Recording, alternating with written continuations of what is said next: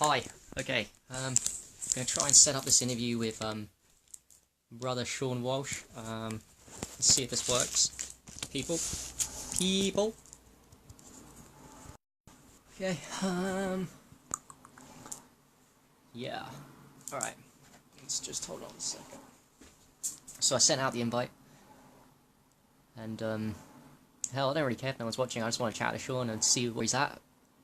You know, see if I can gain some knowledge, and if any one person can get some information from him, that'd be great. That'd be great for all of us, really. So yeah. Okay, hold on. Let's see if we can get him in a second.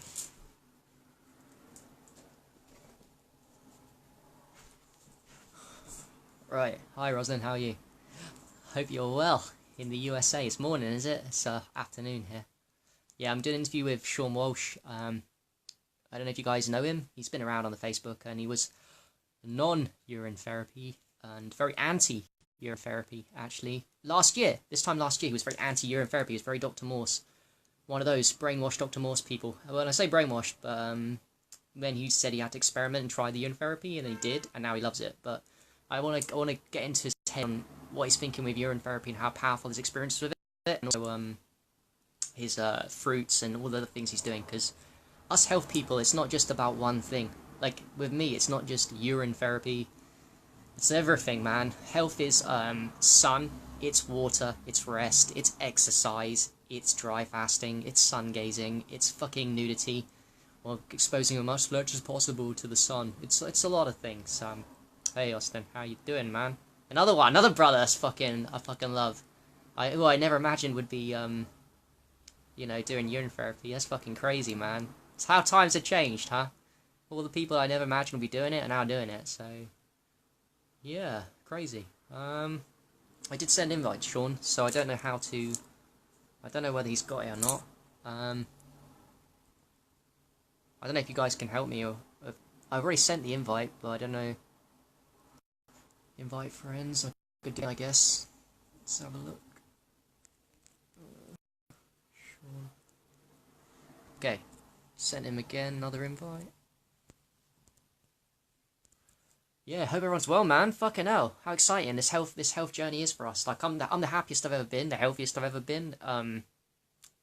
You know, I really am. I'm very fucking excited. I'm 31. I've only been in this 2 years. Like, compared to you guys, to most of you guys, looking at Rosalind, looking at Austin, I don't know who else is watching, but I know you guys have been this way longer than me, and I think anyway.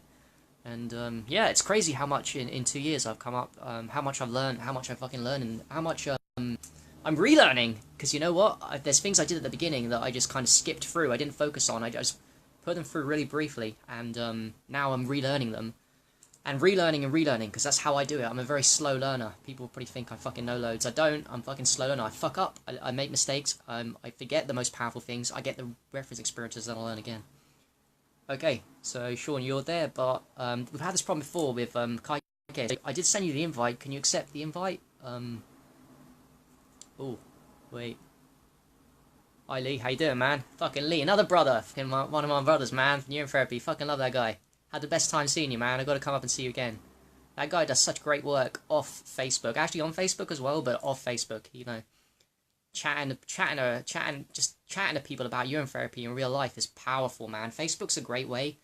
It's a good way, but it's also like what's the word for it? It's a bit of a safe zone of chatting to people and helping people. I think the real power is in helping people in real life. And Lee, you're doing that, man. I've seen you do it, and you're fucking inspirational to me, man. So yeah, I'm fucking the day after I came back to see you, I was just like chatting up random strangers, like, and saying, take your top off, man.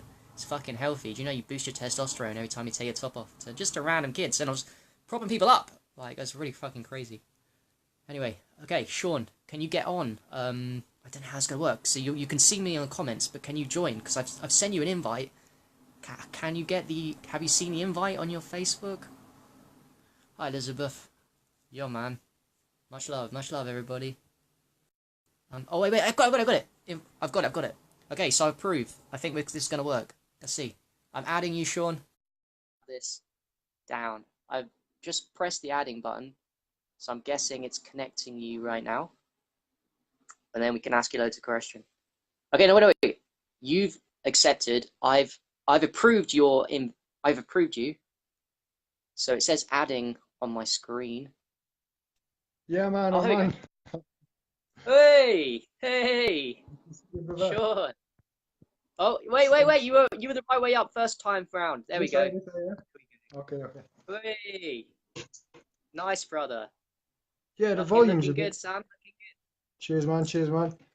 Just come out of a rainstorm on the way back from China, been to Shenzhen for a massage, and got a Oh, bit of cupping therapy as well.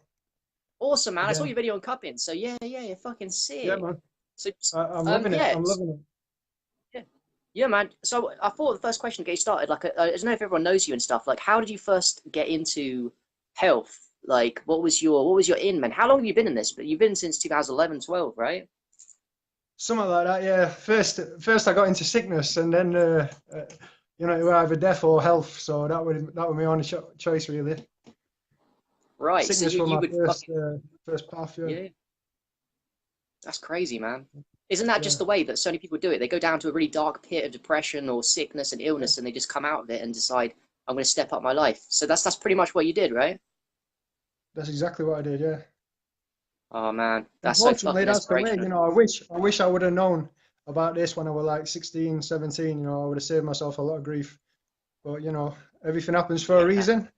And, you know, I've got to battle through this, you know, it's like a war zone now in my body, you know, every day, you know, trying to get through. Some days I'm up, some days I'm down, but I know I'm going in the right direction because things are getting better overall, you know, like it's not a linear path, it's ups and down, it's like a mountain, but, you know, I'm getting there. yeah. I told you, I thought I had it bad in my life and my depression and shit. But like, I hear stories about you going through your problems with your pituitary and going through weakness, and I'm thinking, man, some of us really do have it tough from lymphatic system, from the Everyone's got parents, it tough. genetics. Let me just put this on a stand so I can hold it properly. Everyone's Yeah, got it man. tough, man. There's every life you get some trouble, you know. Mm, Every yep. single life. Nobody's got an easy life. Even animals, you know, if you look into nature, animals have to work so fucking hard to get through the day, every day, you know. Life on Earth is not easy. And No. this is what I've realized. No good feeling sorry for yourself and thinking, oh, you know, I've got it so bad and things are so tough, you know. No one's there to help you. You're there to help yourself. You know, this is what this life's about for me. You know, Yep. we're our own saviors. You know, there's no one coming out of the clouds coming to save us. You know, there's no one else gonna come and do the work for us. It's all down to us. It's a personal journey. Exactly. Austin, by the way, Austin just commented on this. He also put a post recently about depression, saying, if you're depressed, you've got to take action, man. You've got to like not sit there and wallow in self pity with these crappy thoughts and these lack of physical health protocols. You've got to do something. That's what you got Yeah, to do, man. You got to take your physical health, your emotional health seriously, right? but it's a journey, isn't it? You know, some people are ready to take action, and some people need to go through that grief before they take action. You know, like for me, for example, if I didn't go to the rock bottom, I would have never come back to where I am now. You know, I had to hit the bottom to come back to where I am now. You know, like a trampoline basically. If I didn't hit the bottom, I would have never risen as high as I have, like in terms of what I know and my health and you know the confidence I have within my body now. It's unreal. Yep. You know, like my senses and my intuition. There's nothing like no science, no qualification that can out trump my senses and intuition. You know, you know, for me, I'm the highest source of intelligence on earth. Like within Yep. me, you know, like I'm not saying everyone else. I'm not saying I know better for you and you and you. I'm saying I know best for me. Nobody can tell me Yep. better. Yeah, man. I've got to say, one of the things I love about you, it's not just the physical health things you're doing, it's your mindset, man. People don't talk about this in health, yeah? You've got the empowered mindset, you've got the ideas, like, everything you're speaking on, it's not just physical health, it's emotional health you're speaking as well, Or the way when I watched your 2 hour live video, I was thinking, this guy's got it, man. He's got exactly what I've got, like the brain to get up. It's not just about physical health protocols. You got to do the emotional stuff. You got to be empowered. You got to realize everything happens for a reason. You were created by a God. Everything happens for a reason. You are meant to go through the suffering. You are meant to help more people than the rest. Like average is average. Average people will help a few people in their life. They'll have a small impact. But the people like us have got the opportunity. I'm not saying I'm going to get there, but I'm saying we've got the opportunity to really impact a lot of lives. A lot, with stuff we do. Definitely, definitely. I mean, that's not my goal. I'm more of a selfish goal. You know, I'm more about myself. Like, and if other people can see that and take inspiration from that, then that's a bonus. but I'm just solely focused on me. You know, it might sound selfish and it might sound, you know, narcissistic to some people, but this is what everyone should be doing. Every single person should be focused solely on themselves. You know, when we're giving our attention outside of ourselves, we're wasting our time. You know, we're wasting our time because there's not one person on earth today that's not got work to do. You know, we've all got work to do. So it's all right saying, oh, yeah, I'll give you a bit of advice, blah, blah, blah. That's fine. But when you're focusing your time and attention, full time and attention on somebody else, you know, and you've got work to do, then what are you doing? You know, it's time to turn that energy inwards, you know, look inwards and start focusing on yourself. That's what I've learned along, you know, because when I first came into this back in 2011, 2012, I went to conspiracies and everything, you know, and I was trying to shove it down everyone's throat. You know, everyone's like, what are you talking about? Get out of my face, you know, it's all rubbish, you know, you're just crazy, blah, blah, blah, blah. And I thought, wait a minute, I can see this clear as day. What I'm telling you how to fix it, how to... Sorry, it went off then. And then you're just ignoring me and just shooing me away. I'm thinking, why? Like, if someone told me this back when I was like that, I'd be like, oh, thank you. You know, thank you for guiding me in this direction, showing me what's in front of my eyes, what I couldn't see before. But this is the some people are just simply not ready. They're just not ready. Like, I believe that we're all here on Earth, and some of us have been here many times before. Some of us, maybe it's our first time, you know. This is just my belief, you know, but I feel like it takes a few lifetimes to be able to see the patterns, to be able to, you know, to think, hang on a minute, I don't want to get involved with this kind of like, you know, everyday mundane activities, you know, that other people enjoy and things like that, you know. It just don't excite me, you know. It don't make me feel alive. So it's kind of like that sort of thing, you know. And I've noticed that along. So that's what I'm saying. I used to ram it down people's throats, and now I've realised that people don't want to know. You know, even if they're ready, some people just do not want to know. They'd rather just live their life as they are, you know, whatever, you know, the little bit of comfort and live that till they're 80 years old or 60 years old, and then just die in a hospital, you know, and people are happy with that, you know, but I'm not, I can see that, and I'm like, no, this is not my life. I'm not following that. I do not want to do that. You know, I'm going to be here when I'm 120 unless I get killed. You know, I'm going to be here hopefully when I'm 200. You know, I'm going to be one of them people hitting the records. People thinking, I think you will. You know, I think you'll just a quick one. Like people don't know. Sean's done. If I don't get killed, how long have you done? I'm going to be here till, you know, touching 200. I'm telling you now. Yeah, I believe that. People, I don't know if you know. It's never happened because, but this is what I see as human potential. Because if you look at everyone on Earth today, you know, nobody's living this lifestyle. Nobody. Like, I mean, some people are, but they haven't lived it, you know, up to the, you know, as what I've done basically. You know, I don't know. I just feel like I'm different. You know, everyone should think they're special, and I do think I'm special. You know, I don't think I'm above or below anyone, but I think personally I'm special because, you know, I'm unique, and so is everyone else. You know, I'm not saying, you know, you're not, but I'm saying everyone's unique, and I think this is my unique talent. You know. Yeah, man. So in case anyone doesn't know, Sean's a fucking warrior. You've done hard dry fasting. You do promote raw fruits as the man's ideal food, which I also believe. But also, interestingly, you were open-minded enough. This time last year, I think a year and 2 months ago, you were very anti-UT. Would that be fair to say? You're very anti-urine therapy because I was watching you on those threads again, you know, and you were bashing it like crazy. It weren't that I were anti against it. I mean, I were in a way. It was just that I weren't ready for it. Do you know what I mean? It was kind of like my reflection of what I was seeing when I was trying to give this information to others. You know, that were reflecting back in my personality. And I was doing the exact same thing as other people were doing to me back in the day. And I was like, no, don't be stupid. This is crazy. Get out of my way. Without even looking into it. You know, just briefly looking into it and thinking, nah, you know. Actually, what tipped me, before my 40-day water fast back in 2015, I was this close to starting urine therapy. Okay. I bought a book, The Water of Life. And then I didn't even read it. I just put it on the shelf, you know, and I was like, oh, when am I going to read this? And then I found Dr. Morse.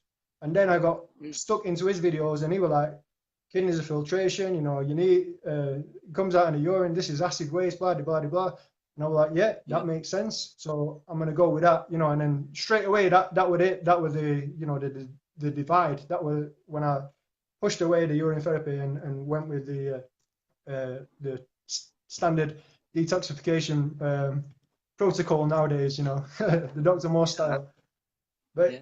over time, you know, my brain's become wiser, you know, and I've learned to question every action that I ever do, you know, and it takes time to do this, you know, because there's a little bit of pride inside you. You don't want to be wrong, you know. Do you know what I mean? Like Yeah. everyone's got that little bit of pride inside them. They're like, no, I'm not wrong. Blah, blah, blah, blah. But then when you truly look into yourself and you question yourself, then you can see that, well, personally, I don't know anything.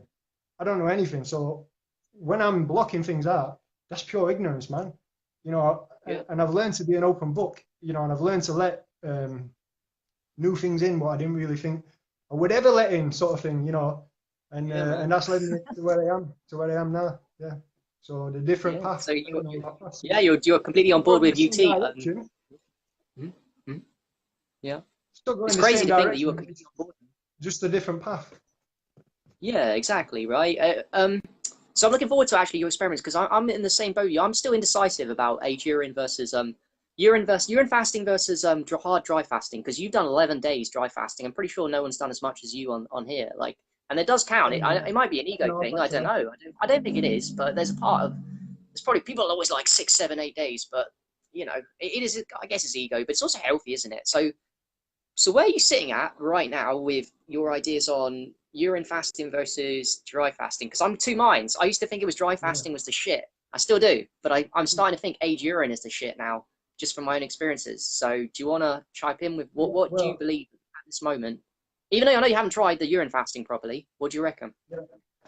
Well, this is what I'm saying. I try not to believe anything nowadays. You know, I try to just go with what I experience.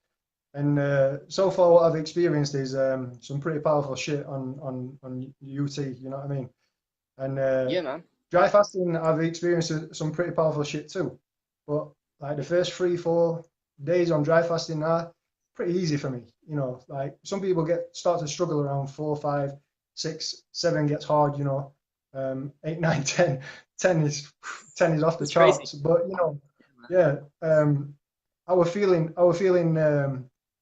some strong symptoms after 48 hours on just urine, you know, and I was thinking, whoa, this is getting too deep too quickly, you know. I weren't ready for this. I were in the honeymoon period still, you know. I was just like cruising along, thinking, just test it out, not giving it much respect, not preparing properly for it, you know, just thinking, you know, I can do this. I've done bigger things than this before, and then it hit me, you know, after 48 hours, I was just like, whoa, I need to pull back. So, you know, I had a couple of fruit meals, and what I've been doing recently is one fruit meal a day, and the rest of the day, you know, within an hour basically, you know, so fasting on urine for like 23 hours, and then Cool. one fruit meal a day. I've been doing that Do you loop for at night time? about Are you 2 weeks looping now. at night time during the night time as well? Or are you stopping All the night way time? through. I'm not sleeping very well either, I'll tell you that. All the way through, Oh, I'm yeah. not wasting a drop. You're not wasting a But drop. I That's mean, good, man. That's fucking good. yeah, Yeah. We like I that. mean, it's a Fucking good like that. idea, but I just feel I want to try it. You know, it's an experiment. Everything's an experiment. You don't know until you do it. That's what I'm doing. Right? People have Don't knock said, it till "Oh, you don't try do it. it." Unless you, yeah. Exactly, yeah. People have said, "Don't do it through the night because you can't sleep," and that's true. You know, to a certain Can't. extent, you know, I keep waking up. But then again, maybe there's a reason for that. Maybe, you know, there's a reason I keep needing to pee in the night. You know, but I don't know. Yeah. I'm just gonna try it. You know, test a few things. Um, just a small print, basically. You know, and see how it goes. Yeah, man, you're fucking inspirational to me. I've got a question though, like, because your viewers may be interested. Like, there may be some spring water lovers here, so I'm going hardcore, cutting deep with some questions here. Like, I know your experience already, but I want your viewers to the viewers to hear like your experience and why you know in your heart from your own personal experimentation why spring water Mm. is not man's ideal drink, and why distilled water is better. Like, what was your experiences on that stuff on the spring water? Yeah, this another thing that I've learned through my experience during my 40-day water fast. It didn't click at the time. You know, it took maybe a year actually to click after, you know, but the experience stayed with me. So I memorized it. During my 40-day water fast, about, I don't know, maybe 30, 35 days in, the water started becoming, the taste was... Wait, just spring water. revolting. Wait, hold a second. You were on spring water for 40 I was days, on is that what spring you water, said? yeah. I was on Yeah. bottled spring water. I was getting Spring water. 5 litre bottles Yeah. from the shop. It was like 7 pH, you know, so it was the best one I could find. Mm. And it was salty, you know what I mean? I could taste pure salt within the water, and it was making me feel sick. And I was thinking, like, is someone putting salt in my water? You know, I was like, I was watching it and thinking, you know, every time I go to sleep, is someone just coming and putting like a couple of tablespoons of salt in my water, because it was so strong, you know what I mean? I couldn't even hold it down. Like one mouthful and I was like spitting it out, sort of thing. So I instinctively started to dry fast before I even knew what dry fasting were. I never knew what dry fasting were before I started doing this, you know. Even when I was doing it, I never knew it was a thing. I just thought, I can't drink water anymore. I'm set. I'm going for 40 days, you know, it's like 36 days in or something. What can I do? You know, I'm just going to try and see, like, if I can do it without water. And I did it for 48 hours. 48 hours, and then things got really tough, you know, really deep, like, quickly. And that's when I realized that, you know, I didn't realize it at the time. Again, I didn't realize it at the time, but later, that's when I realized that dry fasting is the business, you know, because I went from deep detoxification at 36 days into spring water only fast, to 48 hours without water, and now we're talking about like next level deep, you know, like a deep that I didn't realize existed. So you know, our week, you know, the last 5 days of the water fast were really tough because of those 2 days dry fast. But I ended up going back to it and just stomaching it, you know, and just drinking it because I had to, basically. You know, that's all I had. You know, I didn't have anything else. I was going to change my water source, but at the time I had like 10 litres of water sat in my bedroom, and it would either go out to the shop and carry water back from the shop, which my legs didn't want to take me, and my arms didn't want to carry anything at that stage. So I was just thinking, you know, I'm just going to have to suck it up and get on with it. And this is the thing, like, you didn't know about urine therapy. Didn't know about urine therapy then, did you, lad? Like 2012, was it? 2014? I knew about it, but I've already dismissed it by then, you know, at that time. Right. Yeah. So, that's fucking crazy, man. so like, yeah, you went so, because how many people do? I don't know many people that do 40 days and water fasting. People do 20 days, I've heard, 30 days, but 40 days is like a pretty intensive period, man, of fucking water only. That's crazy willpower to me. That really is. Yeah. I knew I was capable. I didn't do it straight off the bat, you know. It went my first fast, went my first water fast. Like I said, I started in 2011. This was in 2015. So when I lived in Sheffield, I was doing water fast up to 10 days were the maximum I did, and that was October 2013, just through my birthday. And then I moved to London in December 2013, and I got a new job, so I didn't do a water fast for like a year, you know, because I wanted to, you know, settle in my new job. And during that year, I found vegan junk food. You know, when I first turned vegan, I was fruit, vegetables in Sheffield, you know, because there were no junk food at that time. There were no vegan junk food unless I made it myself. You know, I was still eating cooked food, but raw were in my mind straight away. And fruits, like, were the first thing that came to me in my heart. You know, this is when from the beginning I knew that fruitarian diet was where I wanted to be from the beginning. Yeah. So I didn't have no doubt in my mind from then. I just knew that when I tried it, it was more difficult than I expected it to be because of the cravings, because of the addictions, you know, coming back to the cooked food and the junk food and the heavy food, things like that. So then when I moved to London, that was like, I've got all these options now. I've come from Sheffield with hardly any vegans, you know, like maybe a little cafe that's open till 2 p.m. in the afternoon and then shuts, but I'm at work all day, so I don't get to go to it, you know. And then I moved to London and we got all these restaurants, and I'm like, oh, you know, I'm going to try this, all these, you know. And I'm not thinking about numbers, I'm not thinking about preservatives and salts and oils. I'm just like, oh, it's vegan, you know, this is good, yeah. Because at this stage, I've been watching too many YouTube videos with other vegans saying, oh, if you're vegan, then you're healthy, you know. If you're vegan, then that's the highest level you can get, you know. So I've gone off the idea of fruitarian, and I'm thinking, oh, these guys look pretty healthy. They're just vegan, so I'm going to do that. And I followed that for a little while. And this is why I know, you know, from my experience as well. You know, I knew before because I felt something in my heart, like a deep message told me that fruit is what we're meant, what we're designed for. But then my experience told me after I'd, you know, gone through all the junk food that, you know, this vegan lifestyle, it's not healthy. It's not healthy, especially the junk food. I don't care, like, if you think, you know, you're saving animals, but you're not saving yourself. You're killing yourself, you know. So it seems a bit stupid to do that, you know, even though, like, I think that's really sad, actually, that a lot of people, a lot of vegans just do it for the animals. They don't do it for their own health. And I'm all about, animals are great, but I think human beings, you know, I think it's you told me, you said as well, like, for me, humans come first, animals come second. I love animals, don't get me wrong, but humans are my family. I've always had us on an equal level, but like I said, it's all about yourself, man. If you're not looking after yourself, then you know, you think an animal is going to put you over itself. No way. Every creature on earth, every life on earth is programmed to look after itself as number one. And if you're not doing that, you're abandoning that responsibility and you're becoming a burden to those around you, you know, because you're going to get sick and then other people are going to have to look after you.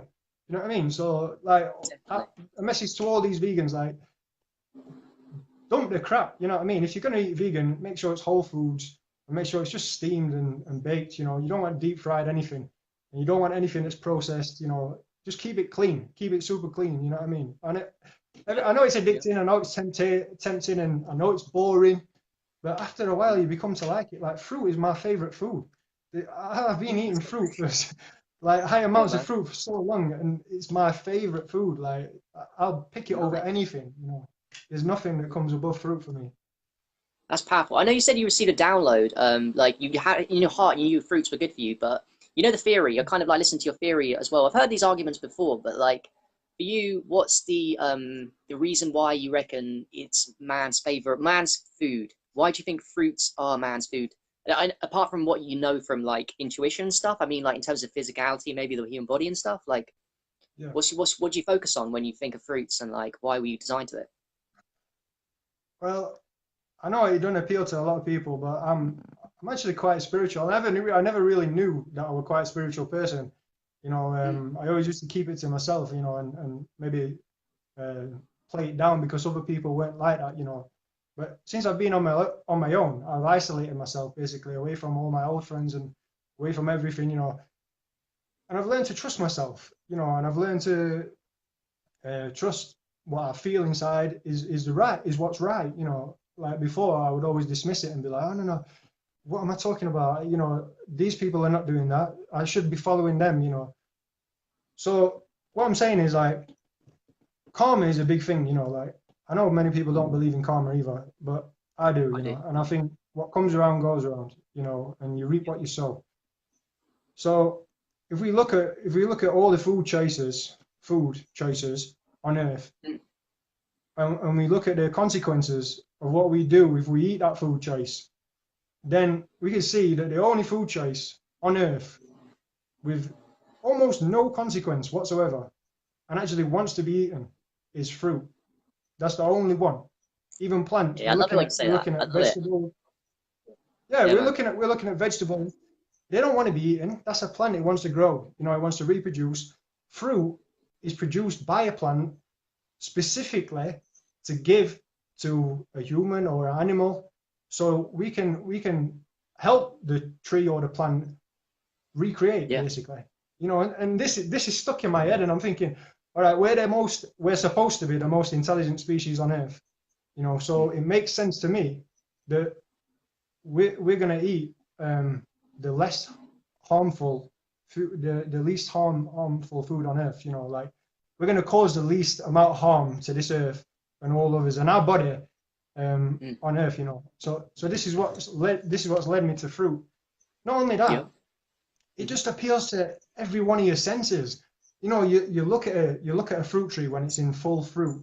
You know, many people don't see this, or live in cities and things like that, so they don't get it. Especially people who live in northern climates and things like that, they just don't get it. And I can understand that, because, you know, before maybe 2008, I probably wouldn't have got it either. But I worked with plants for a long time. I started a new I started a new job in Sheffield, working with plants, Mm. and I think that's what got me connected to Earth basically, and got me thinking like, we should look after this. This is our Earth. We this is our home. We should be taking care of this, and we should be doing everything we can to maintain it and improve it. And Yeah. since that, I've had a deep connection to Earth itself. And I really feel like that's our mother. That's the connection I've got. Is my mother. And Yeah. because I lost my biological mother when I was 14 years old. She died of Oh shit, man. Huntington's disease. So Oh shit. Yeah. yeah. So it was kind of like, yeah, it's tough, man. It was really hard, and even now it's tough speaking about it because I miss her so much. She was Sure. probably the only person on earth at that time that understood me. Like I was so misunderstood all my life, basically. Nobody's really understood me. But anyway, what I'm saying is Mm. that were the earth were kind of like Mm.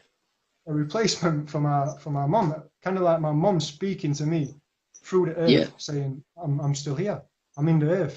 This is me. Sort of thing. Yeah, man. So I've had that deep connection. And that's how I feel about Earth itself. About it and the connection. Yeah. So, It's crazy. You said like we are the most intelligent species on Earth, and today I was walking along back from work, and I saw a cigarette packet. Cigarette packets in England have got do not contains kills you, and it's got these pictures of like your teeth getting damaged, causes cancer, and all that shit. And I was thinking, because I pick up cigarette butts now as part of my litter picking for my fucking shitty supermarket job, and so I see the amount of people smoking and shit, and they're reading these packets, and we're the most intelligent species on Earth, and yet we're still smoking so much. How can we be the most intelligent species on Earth? It's in our face that it kills you. So we are the most intelligent, but also conversely the most stupid species on Earth. Like a lot of us are really, really stupid as well. Like really are. It's crazy, man. It makes me upset. It makes me angry sometimes as well. Yeah, I man. used to smoke myself. I used to be very destructive to myself. Smoking, drinking, taking drugs. You name it, I was on it, sort of thing. I was looking for an escape from my depressed lifestyle. So anything that took me away were a bonus. And I think that's what a lot of people are thinking. They don't really care about their health right now. They just care about getting away from the pain and the misery that they're in. So anything that takes them Yeah. away from that for a few seconds, they don't care about the consequences. And that's a sad No. reality. That's a sad reality that we're in today. It really is. I mean, if there was instant effect of smoking, as in you die tomorrow because you took it, I think people would stop because the body is so fucking. Do you know we're blessed with such a beautiful body that it lasts such a long time, despite the abuse we give it. It survives for 40 years despite smoking. That people think they can get away with it, but you know what? They can't because who wants that life, man? Of pain. Like I've forgotten what it feels like to be pained in my body anymore. I'm fucking so healthy right now compared to what I used to be, and I'm so far from depression that I used to. I've forgotten how depressed and how suicidal I used to be in my brain. I've just forgotten that all those neural pathways that used to be there so strong, they've gone. I don't think about them because I'm just like flip myself from really depressed to like super happy. And people get annoyed at me sometimes. They're like, "Why are you so happy?" I'm like, "I don't know, because I look after myself and I'm living my life, my dreams, and I've got purpose, passion. I'm speaking to people like you. I'm on Facebook helping people. I'm going to be having my own business hopefully at some point in the future. I'm fucking, you Yeah. can do it. We can You've do got, it, man. you've got a vision, man. You've got a vision. What was that, And mean? what was it for you that started you on your journey anyway? Because for me, I had to bounce off the bottom for me to get started. So did you just automatically get started? What was it like? No, yeah, well, same as you. It's funny that's why I think I relate to you so deeply and profoundly. I hit the rock bottom in terms of depression, suicide, and when I was 16, I thought about suicide so much when I was 16, 17. I hated my life, and do you know what? I hated people. I hated everybody. I hated myself, and I hated myself, and I hated people. And I just thought, if I'm being really honest with you, I used to imagine that I would be like a suicide bomber. I'd fucking blow people shit up. I used to dream about it. I used to like people used to masturbate for pleasure. I used to fucking dream about blowing people up, man. I want to kill people. I hated all people. I hated all people. I hated myself, and I thought, fuck it, this is my rock bottom. Then I heard about self-improvement because you know what? I was 16 and no one told me at 16 that you could become a better person. I believed your personality was fixed. Your brain, your fucked up brain was always going to be the same. But then when I heard about the self-improvement thing, like I got on board with like, fuck man, I can change my mind. I can be happy. And yeah, man, I changed my mind. I've only been in health 2.5 years, brother. I've been doing like emotional stuff for like 6, 7 years, 8 years now. But the physical health, the last 2 years, I think is a natural progression for me. So I've done emotional health. I'm still working on that. Now it's my time to step up the next fucking till I die. Now I'm in physical health. I'm in physical health for life. I'm so obsessed with like learning from people like you about all these kind of therapies, experimenting with my body. It's exciting, man. There's so much. There's so much to experiment with. As your own boss, you are your own master of your own destiny, right? And you get your own reference experiences of what works. Because people can tell you what works, but it's better to have your own reference experiences. And we've had these reference experiences, so I know that urine is fucking legit because I've tried it multiple times. I know dry fasting is legit because I've tried it. I know sun gazing is legit because I've tried it, and it does amazing things for me. And that's the only way I know things, by trying it and making it a habit, making it something you do a lot. So it's not okay to drink pee once and say, I've tried urine therapy and it didn't work for me, right? It's not okay from my point of view for you to say you tried sun gazing and it didn't work for you. You know, you gotta commit to these practices. Physical health is like a daily thing.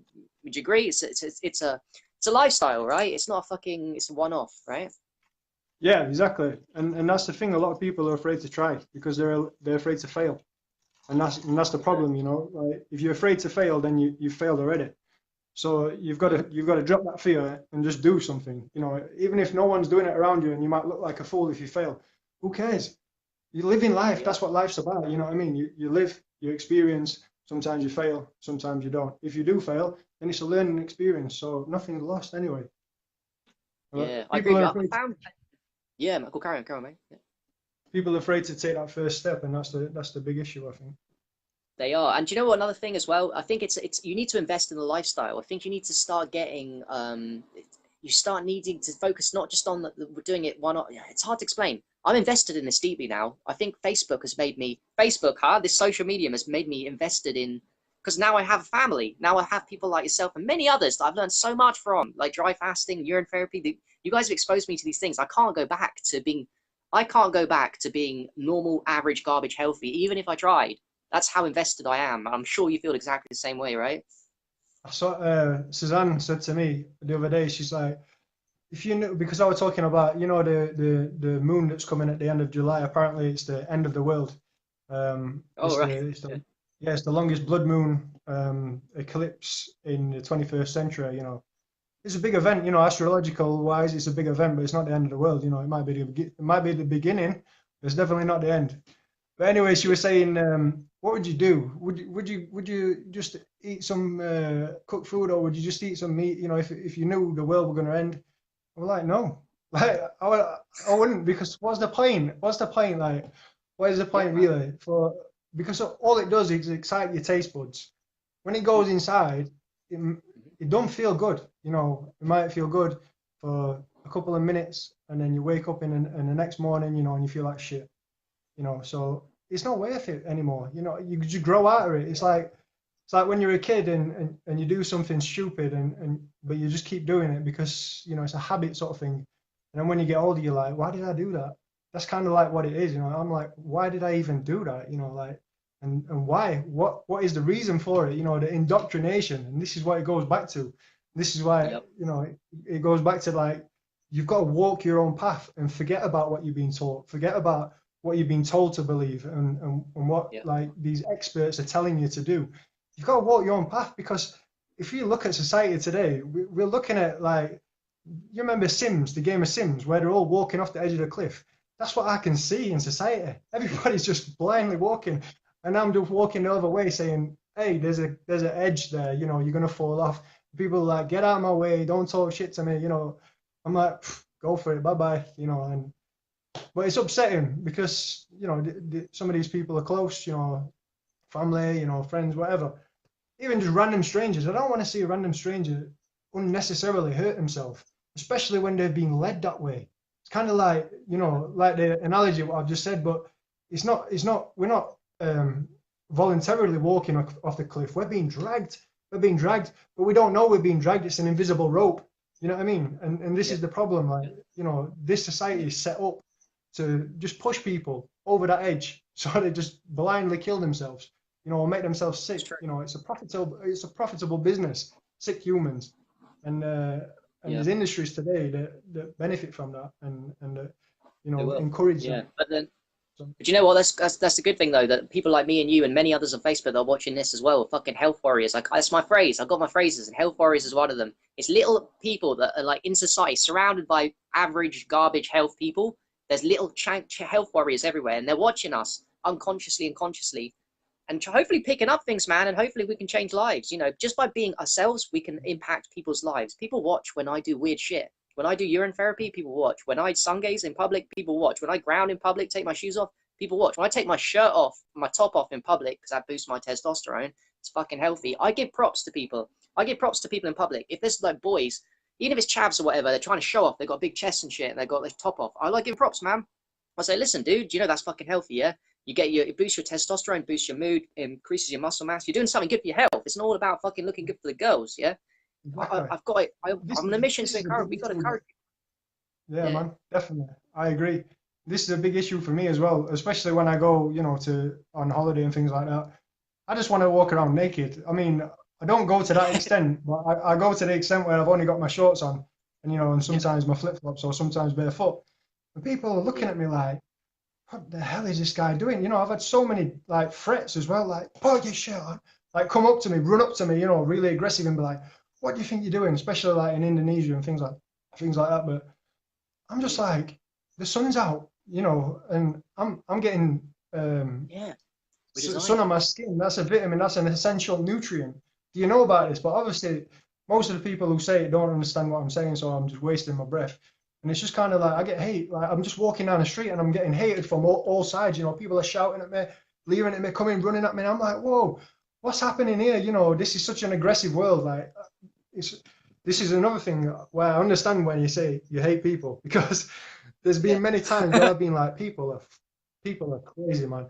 People are absolutely crazy, and they don't even realize. You know, they call me crazy, and maybe I am a little bit, but compared to what they're doing to suppress a random stranger just walking down who's not harming anyone, keeping himself to himself. You know, I always put my head down when I'm walking, because I know if I put my head up, I'm going to get attention. People are going to be like pointing at me, staring at me, laughing at me, whatever. You know, it happens all the time. Happens all the time. And it annoys me. So I just walk with my head down, you know, and I'm just like, keep myself to myself. But still, even then, I get this aggression coming towards me, you know, and it's, I don't know. It's not nice. That's crazy, man. Do you know what it is? It's the people that don't want you stepping up in terms of health and everything. If you step up in health and wealth and happiness, they want you down to their level, and they can sense you're stepping up by doing something different, and they're jealous a little bit. They're jealous, they're arrogant, they want you down to their garbage level, man. So we've always got to, like, it's a burden we're just going to have to carry. I've kind of come, I'm 31 now, so I come to acceptance that people are just going to always going to want me, the people that just ain't cool are always going to want me to be at their level in terms of health, in terms of happiness, and I just don't want that for myself. I'm ready. I've always been ready. I've always been different, like yourself. I've never been normal. Ever since I got hit rock bottom, I just never was normal after that. And like now, we got the chance to really fucking go fucking gun ho with this health shit and become the best versions of ourselves. And I fucking love it, man. It's an exciting journey, right? It's a curse and a blessing at the same time. You know, it's a curse because you have to put up with all the hate from everyone around, you know, and it just confuses you why they're like this. But it's a blessing because you feel the benefits within yourself, you know, and just like, if only you knew, you know, if only you just did what I did, you know, your smile would come back, you know, you wouldn't hate me so much, and you'd be like, wow, this is what we need to do. Yeah, this is a path that we all need to walk, you know. Yes, like, definitely. There's so many confusions, you know. I've been watching a lot on YouTube lately because I used to go to Speaker's Corner in London quite a lot. You know, Speaker's Did you? Corner. Okay. Yeah. Crazy, man. That's so great. Yeah, I didn't used to speak because I was too shy at that time, you know, and I just used to go there and listen. And you know, I've been reminiscing lately, and I've been watching a few YouTube videos about that. And there's so much, you know, opinionated nonsense between you know, one religion to another. People are getting so entangled in this, you know, and so enraged within this, and they're missing a point completely. They're missing that everything that you need to focus on is yourself, you know. And they're looking at, you know, and they're memorizing these books, you know, like thousands of pages, and they've got every single verse memorized. And I'm thinking, why? What's the reason? You know, because it gives them a purpose. They want a purpose, you know. They feel like that's something to live. But I'm gonna say this now, yeah. and I don't want to I don't want to offend anyone, but I'm going to say it. If you're worshiping a God that promotes killing of any kind, then that's not God. Mm. I'm sorry to say that is not God. You know, and if you're worshiping a God that tells you to go against your natural instincts, that's not God. I'm sorry to say it, you know. So when I'm walking through the streets and I've got my shirt off, and you're offended by the human body because your Yeah. religion tells you I to feel cover up, you're telling Yeah. me to cover up because you believe that God is telling you to cover up. But I'm telling you, that's not God. If God Yeah. made humans, he didn't make a mistake. You know, he would have made us come out with clothes on if that's what we needed to do. He didn't do Yeah. that, you know, and we know, everyone knows that sun is a vital part of human health. You know, we get Do you vitamin know D, what? you know. You knew it, but I've only just come to it this year. I've always known about the sun, but I've not been. This year's my year of sun. I knew about it, but I've not been I've experienced it now, so now I know it's the most powerful healing therapy in the world. It's the creator of life. It's the essential vitamin. Because I'd done dry fasting last year quite a lot, but I didn't do the sun thing because I didn't think it was that important. Now, when I do the dry fasting urine therapy, I'm looking forward to doing the sun with fasting because that might make a massive difference to my results. Right? I'm thinking add Yeah, some sun in. it makes a huge difference, man. It makes it a lot easier, you know, Yeah. being connected to earth and gazing into the sun, breathing in the fresh air. You know, we're all Yep. boxed up in these houses, you know. We're disconnected from earth, you know, we've got no sunlight coming in, we've got no fresh air, you know, all we're looking at is whitewashed walls or, you know, whatever color walls. Outdoors, we'd be blinded by colors, seven colors of the sun, you know, coming into our eyes. We see all the greens or the blues or the, you know, Yeah. I learned we're, off we're, you. I learned off you the chakras and the color. I learned off you video with the color chakras. So every color connects to one of the 7 colors of the chakras. So when we look at something that's green, we're getting the green chakra loaded up. Something that's exactly, indigo goes up the old pineal and stuff like that, isn't it? So exactly. And then the sunlight is all colors. You know, the sun comes in yep, and you put it through a prism.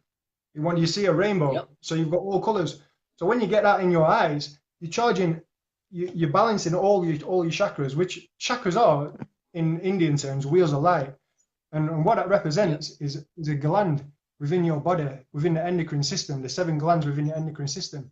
So they're connected to the endocrine system. So when you're saying, you know, it might sound, you know, airy fairy, whatever, when you say, no, chakra, da, da, da, da, and people are like, chakra, what's that? Just a wheel of a color light.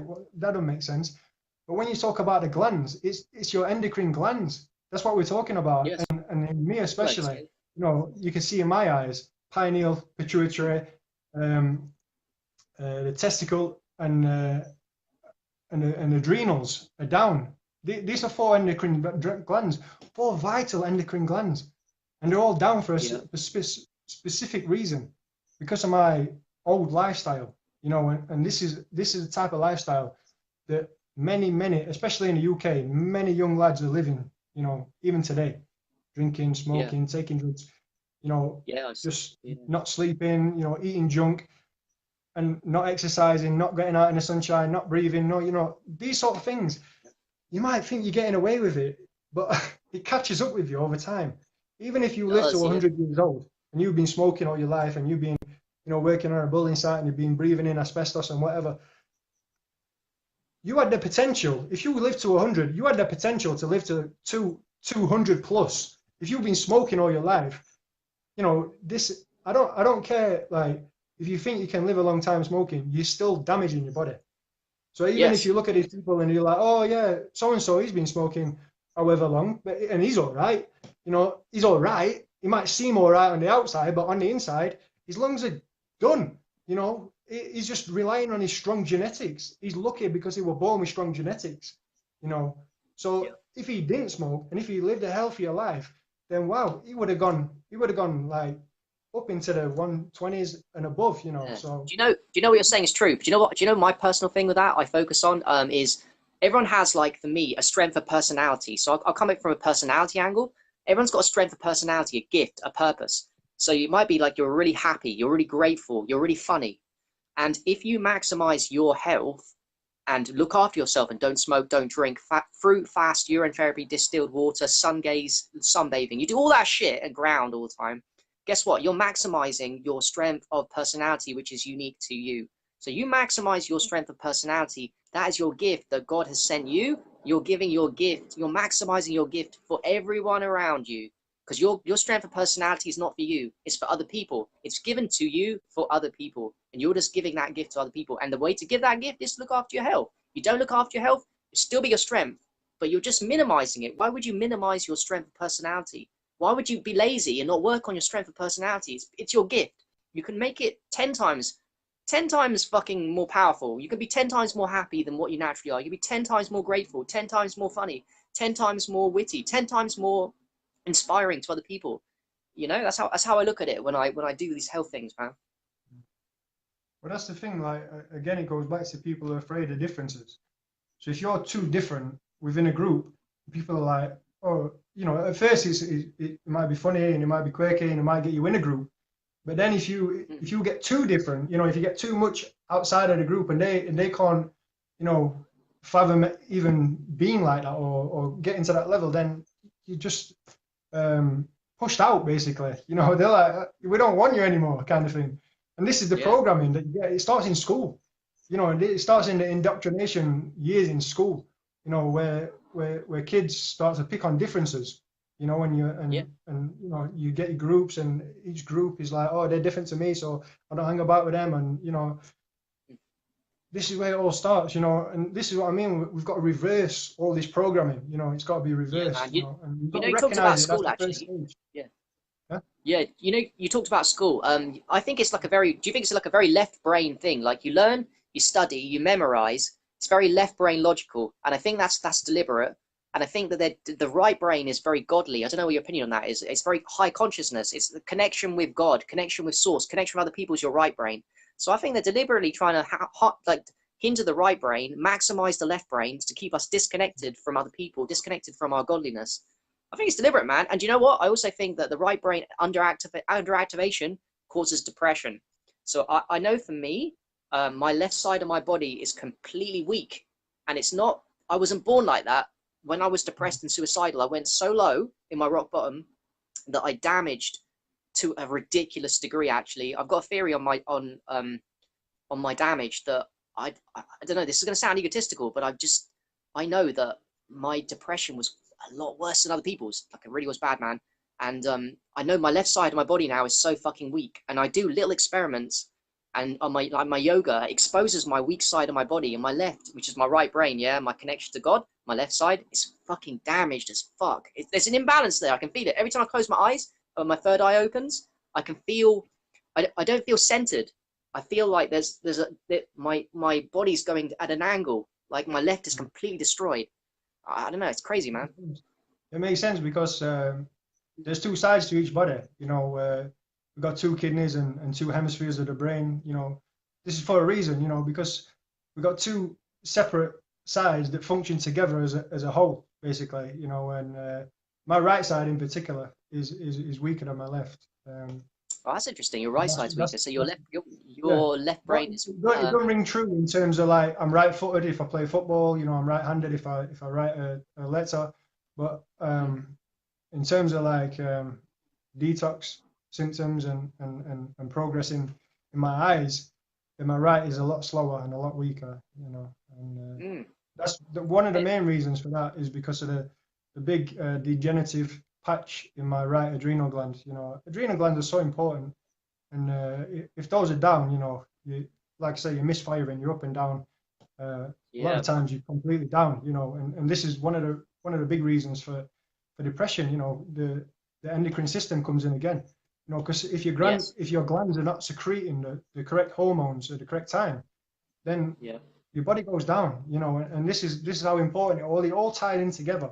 You know, it's not just something that comes out of nowhere. You know, there's a reason for all these things, and the reason is because our bodies are not functioning properly.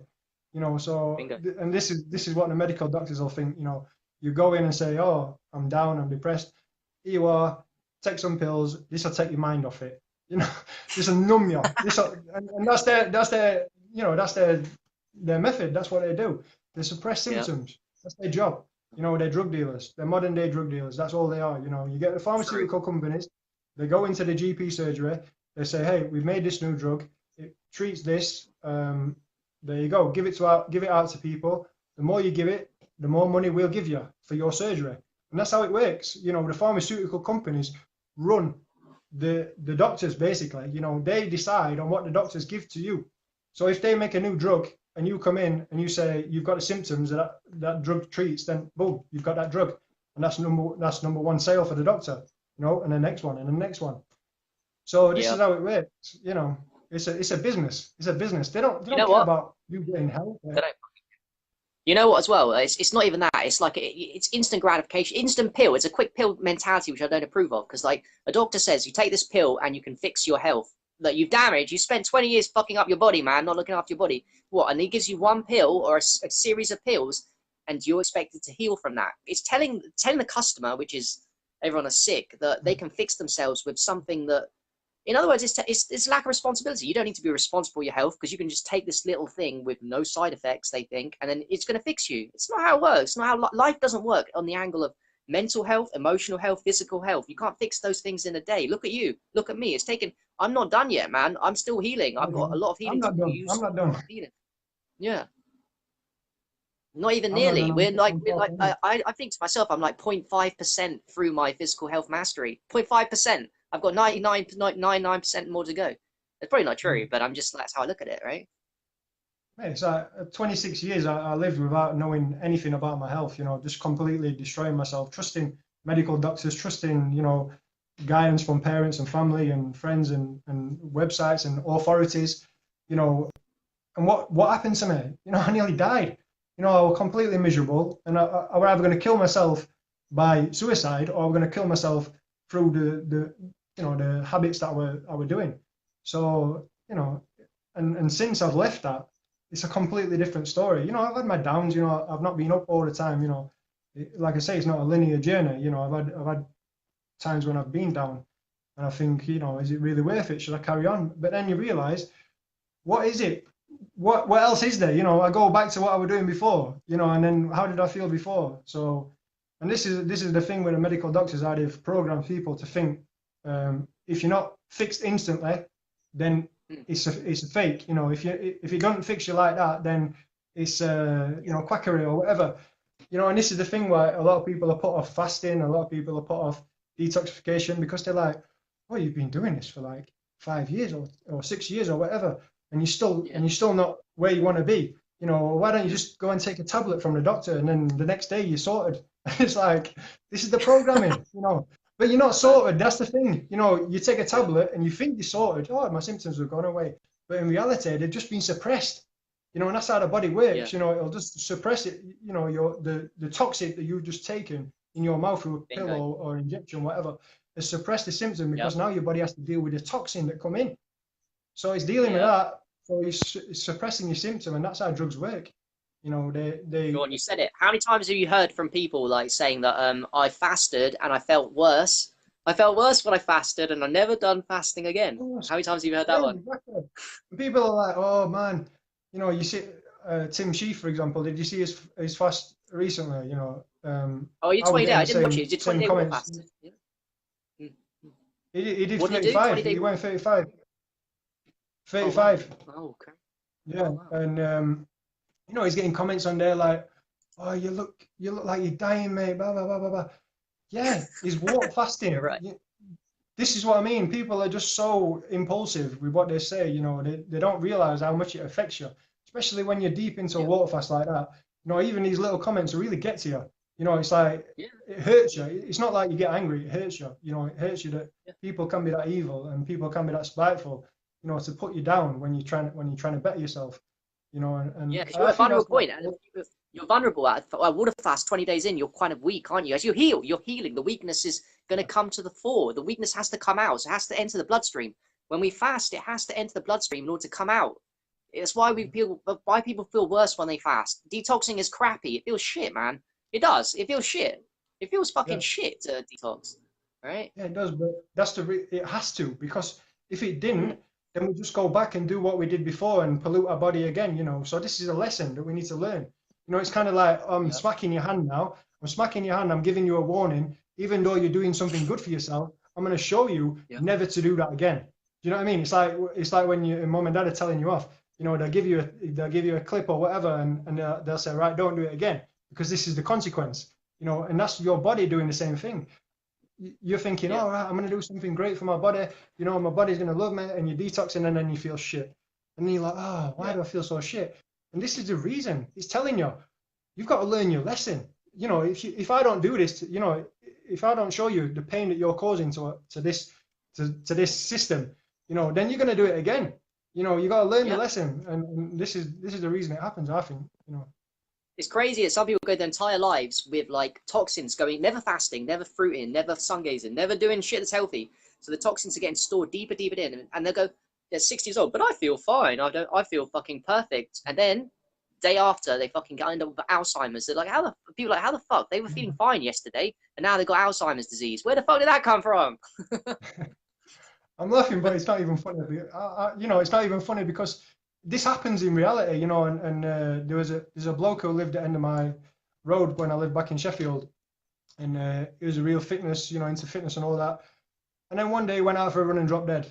You know, everyone's like, "Oh, what happened to him?" You know, he were fit as a fiddle. He used to run, you know, marathons and blah blah blah blah. What they don't realize is what's happening on the inside. You know, you might look fit on the outside, and this is a big thing as well. Like, people can look fit on the outside, and you can look strong on the outside. You can be muscular, and you can look the picture of health. But on the inside, you're rotten. You're rotten away, and it's only a matter of time before that. You know, look at bodybuilders, for example. How long do they live? Not very long. They look the picture of health. You know what I mean? Like, people, young kids are like, "Oh, I want to look like that." You know, look at him. He's, you know, he gets all the attention, whatever. But then they're dropping dead at like 30, 40 years old from heart complications, you know, clogged arteries. And what's the reason? You know, because the inside doesn't, you know, always match what's outside. You know, you can. No, you can, and the same goes with weaknesses. But doesn't say goes for weak people as well. People look weak. Like, people look at me and think I'm fucking weak. I get comments like I'm scrawny. I look too thin. My BMI's low. I'm underweight. What I don't realize is mentally, I'm the sharpest and healthiest I've ever been. How do I know? Because I'm comparing myself, because I know myself. My brain is fucking on fire, so I know I'm crushing it on health. So I look weak, but actually internally, I'm the healthiest I've ever been. So it works the other way, you know. Like, the same with you as well. Like, some people probably get the comment, you look weak as well, right? Yeah, exactly. But, you know, what it comes down to, you can try and fulfill people's ideals of how you should look. Or you can listen to your own body and fulfill your own body's needs on how you feel. You know, because you can look $1 million and feel like crap. Because I used to, you know, when I used to go to the gym and take protein powder, I was bulking up, definitely, you know, and I looked big. But I felt like crap, you know, but, you know, just that little bit of size, and I thought, yeah, I'm getting there. But this is the thing, people will take that over, you know, looking scrawny and weak or whatever. You know, they don't want to go through that stage where they lose all the, you know, they work so hard for this muscle, work so hard to get this size, and you don't want to lose it. So you don't want to fast, or you don't want to detox, or you don't want to go on fruit because you've worked so hard. You know, you've got to keep taking in protein shakes, keep doing the press ups, keep going to the gym. But for what? You know, for what reason? Just your ego. That's the only reason. You know, your ego and maybe your insecurities on how other people might judge you, the same way that you're judging other people. You know, and I know this from experience, because I used to do the same. Everyone does the same. You know, you get into that mentality and you look at people and you're like, oh yeah, they look like crap or whatever, you know. But you don't really know. You don't. Yeah, there's better ways to judge, you know, how people's health is truly. You know, and we're talking about iridology, we're talking about face recognition. You know, the lines on your face, even the body. You know, the stiffness in your body. You know, if you're stiff in your body, then you're sick. I'm telling you now. And this is one thing that I've struggled with all the way through my detox. I get stages where I'm so stiff, you know, when the acids are running through me, you know, and they're in my joints, and I can't even bend, you know, and things like that. I'm in so much pain. And it lasts maybe 2-3 weeks, sometimes a little bit longer, sometimes less. But then it's gone. You know, and then maybe I'll go into the next area, which is like my knee or my, you know, I'll tell you one problematic area for me is inside of my groin. You know, I've got lumps on there, and they've been there since I was 14 years old. You know, and that's the painful area for me, you know, because I don't know what it is. I don't know exactly what it is, but I feel like it's releasing. The lumps are getting a little bit smaller every day, you know, like microscopically smaller every day. And I Good feel man. like Yeah. every time the lumps release a little bit of whatever it is they're holding into the body, Yep. then I get severe pain, you know. And Yep. if my body were, if the lumps were to release all at once, maybe like the pain would be too much, and maybe my body would shut down. There's a reason for everything. This is what I'm thinking, you know, because Yeah. I've been working Yeah. so long on this, you know, and I've been like focusing my attention on specific areas, you know, that I want healing. And those specific areas are the areas that are healing the slowest, you know, and it frustrates me sometimes. Yeah, it Yep. frustrates me because I'm like, these are the areas that I want you to work on, like talking to my body, The you know, work quickest. on this. Yeah. But you know, there's things that I can't see, you know, maybe that I can't even feel on the inside, Mm. you know, within my blood vessels, within my lymphatic system, within my organs that I don't know Mm. about, that my body is working hard every day to remove and repair, you know. Yes. And it's just a game of patience, man. You've just got to be patient, you know, and you've just got to be Yeah. consistent. And this is how you get results, you know, because Patience, I can, consistency. But you're invested though, dude. You're invested now because it's taking you. It's going to take you so long, right? It's taking you. It's going to take you so long that you've invested yourself in it because the process is so long. You've got so many neural pathways of like passion. This, like, it's crazy. that's it. That's it. And I think, like I said before, I think it's a lesson. And I think there's a reason it's taking so long. Because maybe if it was so quickly, I would have probably just gone back to what I was doing before. Maybe I would have been clean for another year Yeah. or two and be like, oh yeah, let's try going back again. Let's see what that feels like. You know, but Yeah. but now, like I said earlier, you know, when Suzanne said, would you go back to cook food and meat and whatever? And I'm at this stage, I'm like, no way. No way I've come so far. You don't realize how much work I've done to get here. You know, Yeah. like Right. I'm just gonna throw that away. No, I'm never gonna throw that away. This is a constant journey now. You know, I'm on this for It life. is. You heard of Joseph Campbell, The Hero's Journey? You heard of that stuff? There's a Joseph Campbell, The Hero's Journey. I think you're very much, me and you and many others on here are fucking on a hero's journey of like becoming better, becoming healthier, and it's fucking hard. And people are gonna hate you. You're gonna try and stop you. You're gonna be lonely. You're gonna get lonely. You're gonna get sad. But it's like I said, everything happens for a reason. I really believe that. I've adopted that belief, whether that's true or not. I believe everything happens for a reason is true. But I'm happy for me to be wrong. I'm happy to be wrong that everything doesn't happen for a reason. But I'm going to adopt that belief. Everything happens for a reason because that belief, everything happens for a reason, gets me to the point that I want to achieve by the end of my life if I live a long, fruitful life, right? So I adopt it. I don't know if I believe everything happens for a reason, but I'm willing to be wrong. You know what? I believe in God, but I'm also willing to be wrong. I don't know. I really do believe in God, but he might be wrong. I might be wrong. I'm This is cool. this is I'm cool. this is a good healthy opinion. I think, you know, stay open. Even if you've got beliefs, you know, even if you hold on to beliefs that make you, you know, get you through your day, whatever. Be prepared to let them go at any stage. You know, be prepared to just be like, Yep. open your hand and be like, goodbye. You know, I release you. You know, that belief is gone because it's a belief at the end of the day. And until you prove it to yourself with your own personal experience, it's always going to be a belief. You know, you can listen to others all day, all night, but they're just telling you their interpretation of what they think is true. You know, so Yep. at the end of the day, if you can't prove it to yourself, it's just a belief, you know. So this is what I'm saying. Don't hold them too tight. You know, Yeah. Sadhguru. Have you seen the guy? Yeah, I do. I He's mean, a yeah. Indian guy. I really resonate with him. You know, some of the things he says like really touches me. And he talks about loosening the grip. You know, he talks about the way he just let go of everything. You know, and all of a sudden his brain became enlightened. You know, over a period of time. But then, you know, he advises other people just to loosen the grip just a little bit. You know, you don't need to let go. Just loosen the grip a little bit. You know, just don't hold too tightly onto those things. Yeah, And man. and I really like that. You know, because I think everyone can do that a little bit. You know, no matter what you I think. hold so tightly, you can always loosen it a little bit. You know, you don't have to let it go.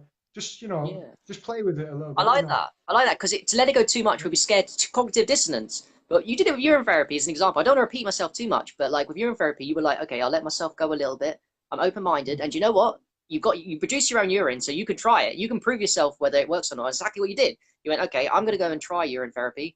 I didn't believe in it. I don't like the fact I haven't tried it, and I'm bashing it. I'm gonna try it. Oh shit, it actually works. Cool. Now I'm on board. And sadly, a lot of people don't do this. A lot of people in follow Dr. Morse. A lot of people that do health think it's a waste product. they'll constantly gripe and moan at people like myself and many others saying it's disgusting, blah blah, it tastes crap. And actually, if they tasted it, it'll be fine. They taste it, it'll be fine. It fucking tastes nice. It tastes nice, man. But they don't taste it. They never try it. They're willing to speak and have opinions on things, and even kill themselves because urine therapy will save their lives. They'll fucking save their lives, man. If they fucking had cancer, they did urine therapy, it would fucking save their lives. But they're so brainwashed, they won't even try it on their death. Some people won't even try it. This amazes me every day. So I know some people come to urine therapy from last doors. Some people will die rather than trying urine therapy. And it breaks my heart too, man, sometimes. I'm hearing stories about that shit. And I heard a guy on my Facebook, I hope he's not watching. He's a business guy, actually. He's nothing to do with health. And his dad passed away recently. But I told him 2 weeks ago, get his dad on urine therapy because that really would give him the best chance. And he said, yeah, I'll try. I don't think he did try. And his dad's dead now. And, you know, I'm thinking in my heart, that made me sad, man. That makes me so fucking sad that it doesn't need to be. It doesn't need to be. It really is. Well, this is why, you know, I've not really spoken much about it, you know, since I've been practicing it. And there's a couple of reasons for that. You know, I'm not really in a position to share those reasons. I mean, I've shared them privately with some other people, but you know, there's a reason why I've got to keep it on the low at the moment. And yeah, man. But the other reason is because I don't know yet. You know, I'm still experimenting. You know, it's not conclusive for me. You know, like I know the results that I'm getting so far, but I've not put it to the ultimate test. You know, and until I do the fast, yes, that's when I'm gonna know. You know, after that, then I'm gonna know. You know, but that's the final test. What's it going to be? It's going to be fresh urine, age urine, topically, orally, a bit of both. What's the protocol? Do you know what it's going to be, or are you just going to go with the flow? It's going to be as it comes, basically. As it comes, you know, it goes back in. It's straight looping, in and out sort of thing, you know. Looping, And, okay. If it comes too much, then I'll save it and do it topically. But that's how it's going to be, you know. And like I said, I did 48 hours, you know, and it were a lot, you know. It took me by surprise. So I had to pull back. But since then, I've been continuing, 100% looping, but just one fruit meal every day. And now I feel ready again, you know. But at the moment, circumstances are preventing me from doing what I want to do. And this is one thing that's getting me down, you know, making me think about my future and think about what I really want, you know, like how long do I want to carry on in this system? How long do I want to keep, you know, going to work and paying for rent and paying for food and blah, blah, blah. You know, it's just tiring me out, you know, and it's wasting my time. When I want to be doing other things, you know, I want to be working on myself, but I'm restricted to what I can do. Because do you not think for you there's going to get to a point? Do you not think you're going to get to a point, like, you know, like a seesaw? There's like going to be a tipping point, right? There's going to be a tipping point, like a breaking point, where you're just going to like think, fuck it. It's going to get too much to do the normal shit. And you're just going to go, I'm going to go for it, man. I'm almost there, mate. Awesome, brother. Yeah. Honestly, I'm yeah, man, that's good.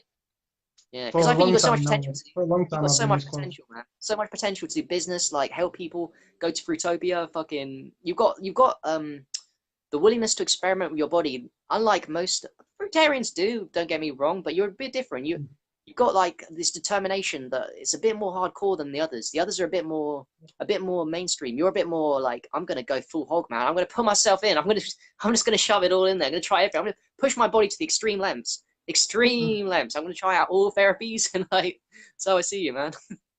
Well, this is the thing, you know, like what I'm doing now may seem extreme to others, but it's nothing compared to what I used to do to my body.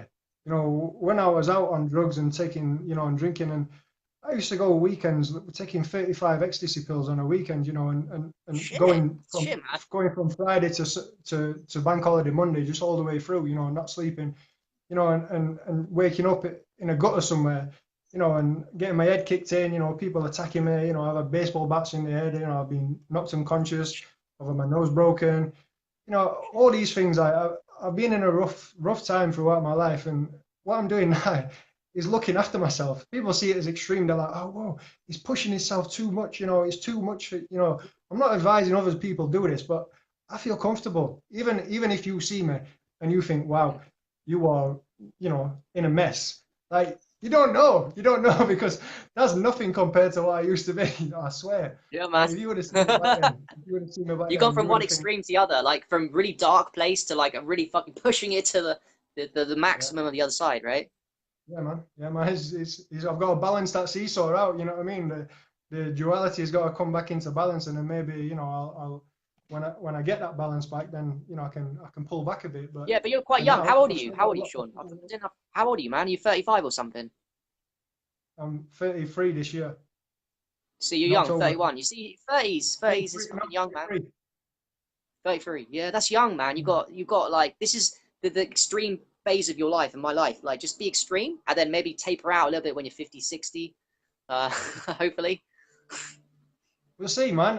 As long as I've got work to do, I'm going to be digging deep, and that's the thing. If I've got no work to do, then I'm gliding. I'm just cruising along and whatever. And a lot of these, like you speak about the other fruitarians, a lot of them have started on a massive head start to me. Do you know what I mean? Yes. I've put my body through so much shit, and I've been born with weakened genetics as well, and I've had, certain things happen to me throughout my life that have cost me like my health, sort of thing.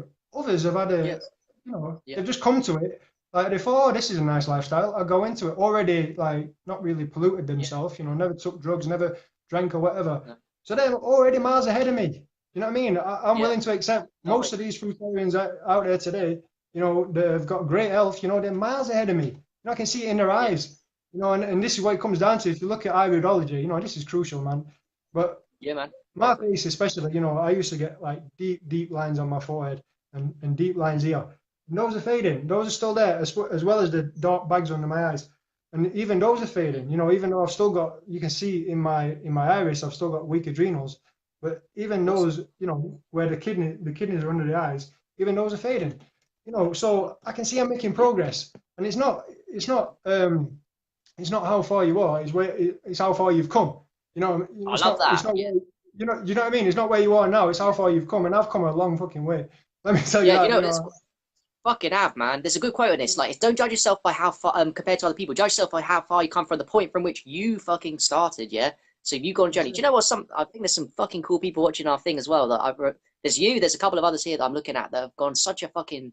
If Mike Meldrum's watching, yeah, Mike, you're watching, man. You come on a fucking low. There's a lot of them that come from such a low place, but that's what gives you the gift. That's what gives you the insight. That's what gives me the wisdom to push, to work out all these little therapies and what works the best. And let's try this. Let's be extreme with doing all these health therapies. The reason why I do most of the shit I do and I learn about stuff is because I think you've come from an angle of physical damage, body damage. I come from an angle of emotional more. My mind was so, I feel honest to God that my right brain is so fucked up. My right brain hemisphere, like, you'll actually, if you met me in the streets, you'd know there's something up with me. Everyone does. Strangers know. It's not my fault. It's just like a low self-esteem thing.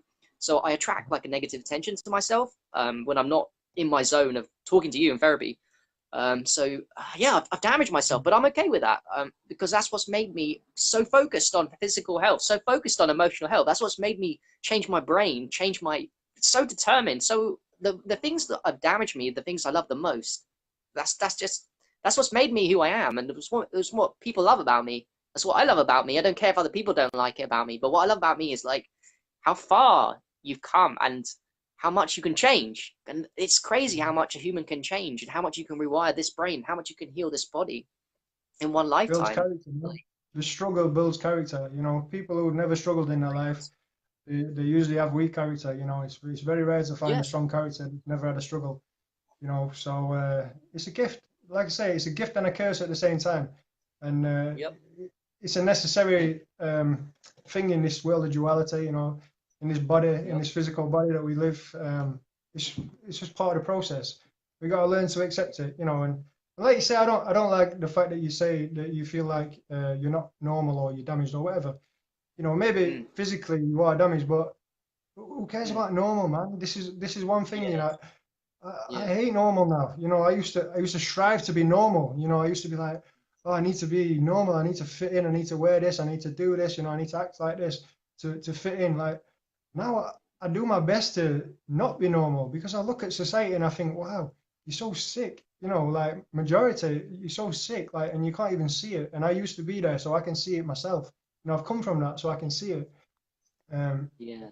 So yeah, man, just be you, be your true self, man, Yeah, and that whatever is that such good is, advice. let it Yeah. shine.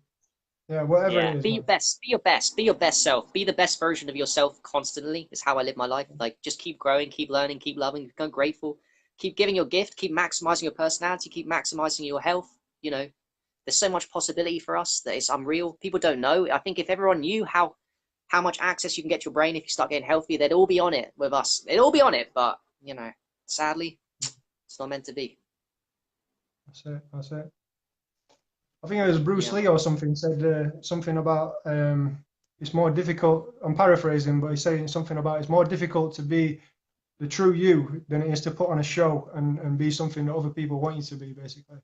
You know, Yep. so say that, you know, difficult path and be true to yourself, because that's the only the way that you're going to feel inside at your best. You know, if you're always putting on an act and always trying to be something that you're not really, you know, and you're just doing it because other people think that other people want you to do that, then you know you're killing yourself, basically. You're lying to yourself, you know, and that's a deep issue. Like that are many people. I used to suffer with that, you know, lying to myself, not even realize Mm. I'm lying to myself, you know, just thinking, oh, Yeah. I'm just doing this to fit in, whatever, you know. But Yeah. to truly be yourself is one of the Mm. most difficult things to do in today's society, anyway. You know, but it's True. worth it. It's definitely worth it, you know. Hell yeah, brother. I fucking love you, man. I fucking love you. You're one of the guys I connect with so much on this. There's so many people I love, but some people are just like I learn so much from, and you know, I'm gonna constantly be following your journey, man. I'm so looking forward to your urine fasting and all the dry fasting you're gonna and all the healing and the videos you're posting up. That's crazy, Mm. guys. Guys are watching. You've got your own YouTube, haven't you? So you might as well tell them, Yeah. like, if they don't know you, like, talk about that. What your YouTube is. Sean Walsh Raw Vegan. Go and check it out. I've got maybe 100 videos, something like that, like 9,000 subscribers. It's been going a long time, you know, it's been steady progress.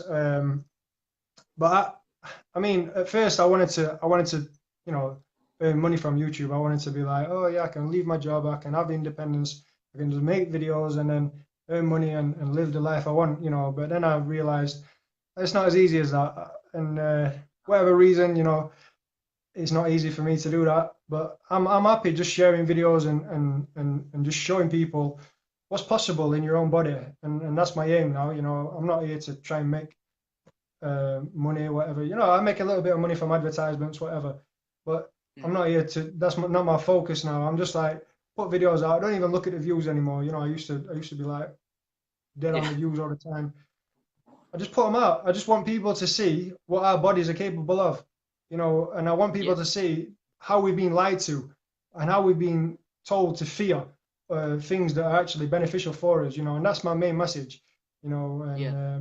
yeah, if I can inspire a couple of people, then I've done my job, you know. But at the end of the day, Well, like I said tell you before, I'm what, you've focused inspired on. one person so much, man. I fucking inspired, and I know everyone watching is like everyone's commenting and saying you're awesome, man. I fucking agree. They're fucking loving you. So, yeah, man, you It's definitely fucking inspired so many people, love you all, and man. the Love fact you you're all. for Love free you as all. well. It's fucking awesome, man. Huh? The fact you do it for free without expecting you know what I mean? Like that's really fucking props to you, man. It's fucking crazy. Well, what actually, like, uh, I've come to a stage where um, I'm kind of like, I'm not against money, you know. I know money is a method of trade or bargaining, whatever. But I wanna give, you know, this for free. I want people to not have to be like, oh, I'm sick, so I need to pay. I want people to be like, oh, I'm sick, so what do I need to do? Fast. It's free. You know, you can fast for Yes. free. Oh, I'm sick. Oh, Yeah. what can I do?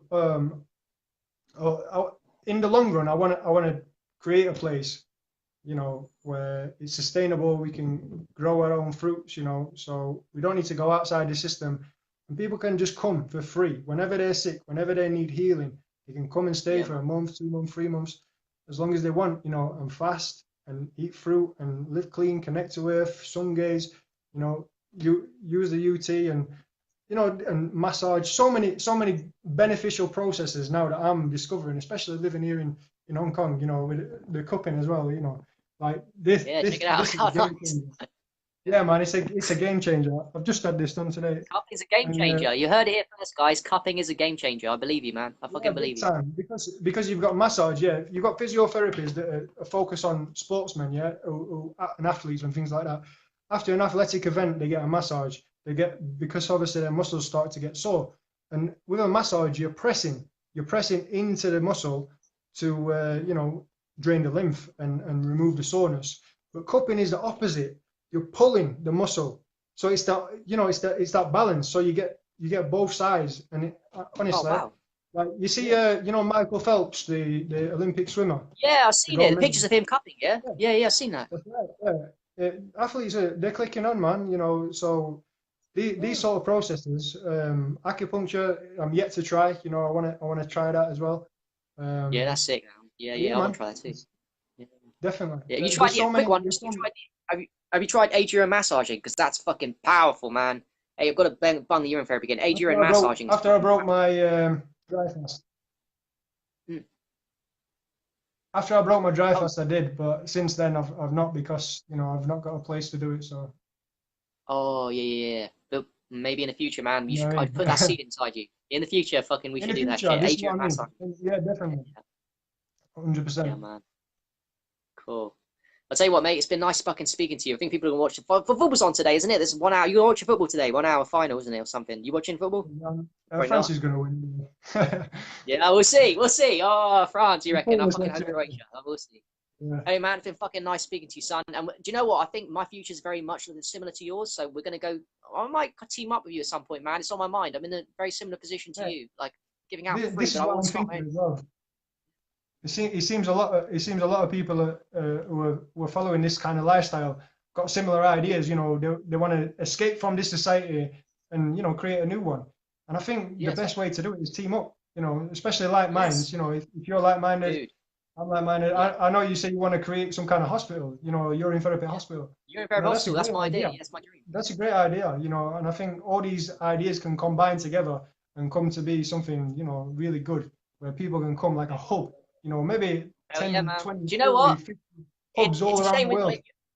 dude, it's a shame you're not in the UK because I'm visiting people in the UK right now. I would have come visit you. Mm. I can't go all the way to Hong Kong, man. I can't afford like that shit. But UK, I go fucking. I'm visiting. I'm making my way around, meeting up with the urine therapists and the fruit guys and girls in the UK. Meeting people, Facebook's great Yeah, and these stuff, but meeting people is powerful, man. I've already met some of the people here that I'm watching this, and like I wanna connect and plant these seeds, just like you. We're planting seeds by meeting people, and then all of a sudden, 10 years time, I'm going to be living the lifestyle that we're talking about. I'm going to be up in a fruit farm or up in a urine therapy hospital, setting that shit up. It's crazy. where it starts. It starts in here, man. It starts in here. We You start focus that such a energy and small that things, attention. little ideas can grow. It's like, oh, it's crazy, man. I love you so much, man. I fucking do. Yeah, it's good, man. Good to speak to you. So good. It's nice. I've been following you on Facebook and Yeah. seen a couple of your videos on YouTube and that, and I've been watching you, man. So it's good to speak to you. Oh, cheers, man. Yeah. I fucking love you, man. All right, I'm gonna leave it. And yeah, quick word, last words for anyone, or you just wanna Sean Walsh, Raw Vegan, check him out on YouTube. Anything else you want to say, then feel free. Yeah. Any questions? Oh yeah, sure, man. Go through the questions if you want. Yeah, yeah, yeah. His name.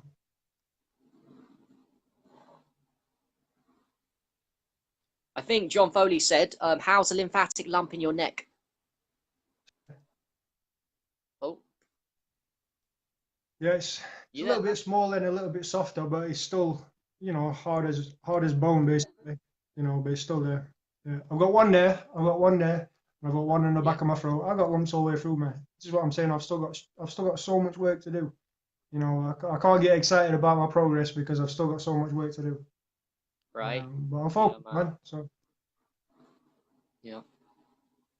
Yeah. Scrolling through, man. how about you, Irene? What sort of problems have you faced on before you started this, or on your journey? Um, for me, it was all my mind. I just lost so much self-esteem. It was self-created, narcissistic kind of ego, kind of like I felt invisible. I don't know. It was self-created, like I socially anxious, but I'd say I used to hide in the toilets in school. I used to hide. I used to really be socially anxious, and then of course that made me even more socially anxious. So my mannerisms were weird, man. My mannerisms, if you could have seen me back in the day, were very strange, very fucking weird and creepy. Like I became a weird and creepy, and I would always look down at the streets. I'd never look up at people. I was too scared to make eye contact with people. I couldn't go shops because that was too scary. Buying food from random strangers, my God, that was way too scary. I would hide in my room, shut the curtains, and just hide away from people. And Were you then smoking weed? that didn't work though. That wasn't very successful because people would know that I was hiding, and they just make things 10 times worse. And I just got inside my head, man. Were you You know what? I smoking lost weed at the presence. time? No, not at all. I was a good boy in terms of that. I didn't do drugs. I did drugs and alcohol late afterwards. Discovered that shit. But at the time, I was depressed. No, it was just like I told myself a story in my head. I was different in a really bad way. I was very intelligent. I've always been intelligent, but I used it in a really negative way. And you know what? I know I'm still healing. I fixed my mind, but I know there's damage there that in terms of my presence, I say my presence is damaged. If that's the best way to describe it to you. I don't feel worthy of the presence of even normal people that I sometimes don't, I diss, and I think they're not very healthy, and I'm healthier than you. But the same token, when I say I want to be like them, I just want their presence. I want their level of presence. I don't feel worthy of presence. It sounds strange, but I know it You're so because positive, I can't man. look You're at you so in the eye. positive. Like, The energy that you would give off, like, is really infectious, you know. I think a lot cheers, of people are afraid of that. They're afraid of that because they don't want the spotlight on them, sort of thing. You know, they're probably feeling what you feel inside. Because I used to feel that as well. You know, so when you're like all jumpy and happy in front of them, they're like, oh, don't give me too much attention. I don't want a spotlight on me, kind of thing. You know, because that's what I used to be like. You know, so then you're thinking in your head, why are people rejecting me because I'm so happy? And they're thinking, why is this guy like putting the spotlight on me? You know, I can't handle, you know, people questioning me and looking at me. And I think everyone's in this sort of state. You know, it's just some people hide it better than others. You know, so I think yes. everyone's kind of like feeling these sort of feelings. You know, because this is Dude, what you're I've right. noticed by watching people, sort of thing. So this is what I'm saying to you, like, don't feel like you're, you know, you're an outcast or whatever, you know, because I used to feel a lot like that, and I still do it at certain times. But then I realize, you know, I've got a better understanding of how other people think, you know, and what's going on in their mind, you know, just through my experiences, like speaking to them and experiencing them, sort of thing, you know. So I think, Yeah, but brother. you're really positive, man. I think your personality is cool, man. Just be you. Yeah. That's the best thing. That's it. Be Don't, yourself. yeah. Be your fucking best self every fucking day of your life. Don't stop, and you can be the Everyone, best. man, You can be. everyone. If everyone can be 100% confident and just be you, then this world would be a much better place.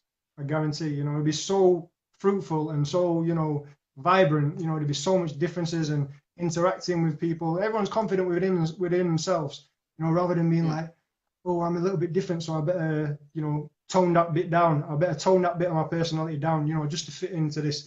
You know, I better not say anything like, you know, if when we're doing that, we're suppressing our own emotions, you know, and we're damaging our emotions. And like you say, you're working on your emotional body. I am too, you know.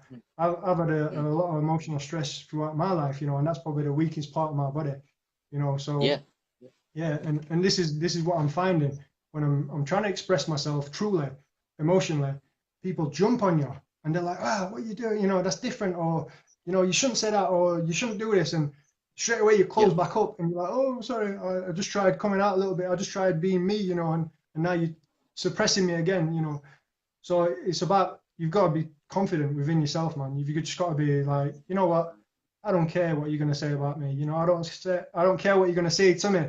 You know, I'm gonna be me, and if that offends you, then so be it. You know. Yeah. I think if we all knew that we were going to die tomorrow, we wouldn't give a shit what other people think of us. We've got to remind ourselves every day that in this bodysuit, this experience, this duality experience, we're all going to die. So if we think we're going to die, then we know we're going to die from this. We might as well appreciate it, right? We've got nothing to lose. You've got nothing. This is your oyster. This is Earth. Your place to experiment, to become a better version, to become healthier. It's your laboratory to make mistakes. Make mistakes, become better.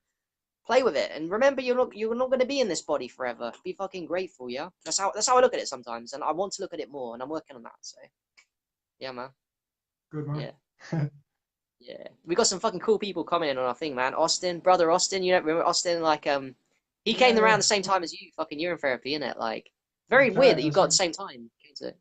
Yeah, man. Great minds think alike, innit? Great minds think alike. I think he's in Malaysia now. I follow his Instagram. Yeah, he is. Yeah, he's doing well, man. Fucking hell. All right, Gad, I'm I'm gonna jealous. go. So this has been fucking awesome, son. You keep going, and I'm looking forward to your story. Let us know how it goes with the tree. If you give up your job, let us know on Facebook or whatever. Like keep in contact, yeah. It's coming, man. It's coming. Trust me, it's coming. Like it's only a matter of time. Whether it's All right, this man. year, Give me a next fist year, bump. this week, Do the next fist week, bump. who knows? Fist bump in the fucking screen. Innit? Boom. All right, guys. Hope you enjoyed. This is Sean Volsh, Raw Vegan, fucking YouTube man, and this is me fucking signing out. All right, peace. Take it easy. See you later, man.